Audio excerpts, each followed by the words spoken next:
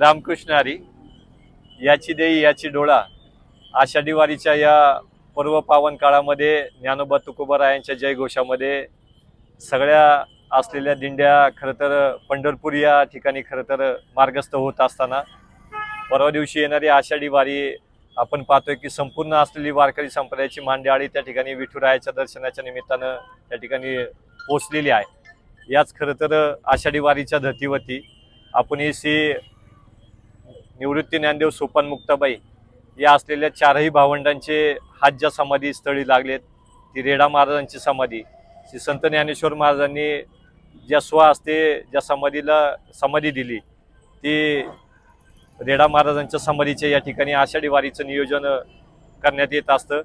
त्याच धर्तीवरती खरं तर आपण या परिसरातील आळेफाटा परिसरातील संपूर्ण मग आळे असेल, वडगाव असेल, संतवाडी, कोळवाडी या परिसरातील असलेल्या सर्व जिल्हा परिषद शाळा, माध्यमिक शाळा, इंग्लिश मीडियम स्कूल या सर्व असलेल्या शाळांमधील 5वी ते 10वीचे विद्यार्थी खरं तर या असलेल्या पालखी सोहळ्यामध्ये सहभागी होणार आहे.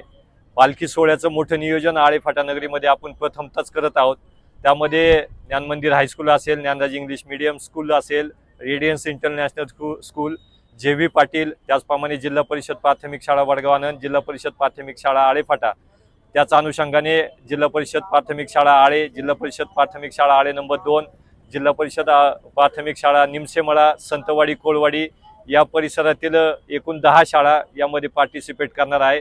विशेष करून या सगळ्या शाळा या संपूर्ण वारकरी संप्रदायाच्या पेराव्यामध्ये येत असताना आळेफाटा पोलीस स्टेशनचे आदरणीय पी.आय. जाधव साहेब यांच्या सुरक्षिततेखाली या असलेल्या पालखी सोहळ्याचं नियोजन आणि याची नियोजनाची मीटिंग आम्ही या ठिकाणी करत आहोत. विशेष करून सहकार्य असलेलं महाराष्ट्र राज्य परिवहन मंडळ यांचं विशेष असं सहकार्य आहे. याच अनुषंगाने संपूर्ण मग आळे ग्रामपंचायत असेल, संतवाडी, कोळवाडी, वडगाव आनंद ग्रामपंचायत असेल, या सगळ्या असलेल्या ग्रामपंचायतीचं विशेष असं सहकार्य आहे. विशेष करून उपस्थित असलेले सर्वच या परिसरातील ग्रामस्थ याची देई याची डोळा हा सुख सोहळा काय वर्णू या उत्तीप्रमाणे खरं तर हा भव्य दिव्य स्वरूपाचा पालखी सोहळा, जशी की ज्ञानोबा तुकोबारायांच्या ज्या दिंड्या निघत असतात, ज्या मानाच्या 10 दिंड्या आहेत, अशा दिंड्यांचं स्वरूप खरं तर या बालगोपाळांना या ठिकाणी उद्या सकाळी बरोबर 8 वाजता त्या दिंडी सोहळ्याचं आयोजन आपण केलेलं आहे. आळेफाटा नगरीपासून वडगाव आनंदच्या हद्दीपासून तर आळेच्या श्री रेडा महाराज समाधीपर्यंत या पालखी सोहळ्याचं नियोजन आपण केलेलं आहे. हे सगळे मंडळी कुणी विठुरायाचं, रुक्मिणी मातेचं, ज्ञानोबा तुकोबारायांच्या पेराव्यामध्ये या दिंडीमध्ये सहभागी होणार आहे.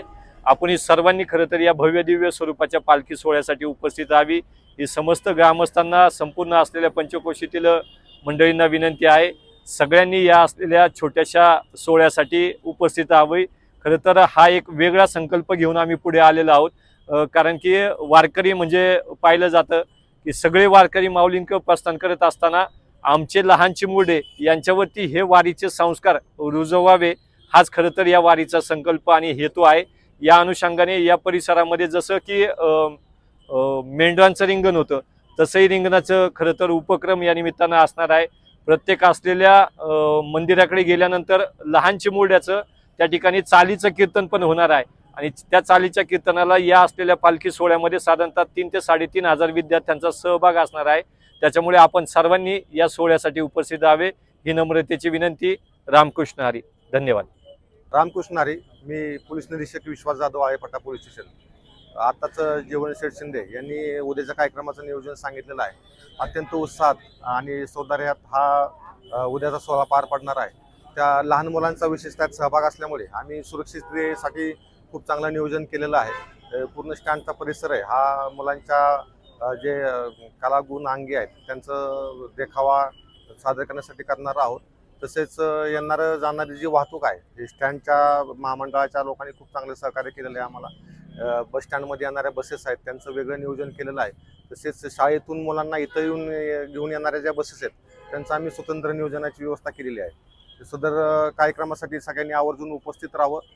पोलिसांनी जे निर्देश दिलेले आहेत त्याचे तंतोतंत पालन करावे आणि हा कार्यक्रम खूप शांततेत आणि सुरक्षित पार पाडण्यासाठी सगळ्यांनी सहकार्य करावं हीच मी आपल्या निमित्तानं सगळ्यांना विनंती करतो. राजकारण, समाजकारण, शेती, उद्योग, गुन्हेगारी यातील नवनवीन घडामोडींसाठी आजच हिंदवी न्यूजला सबस्क्राईब करा आणि बेल आयकॉनवर क्लिक करायला विसरू नका. महाराष्ट्रातील एकमेव निपक्षपाती चॅनल म्हणजे हिंदवी न्यूज, सर्वसामान्यांच्या न्याय हक्कासाठी.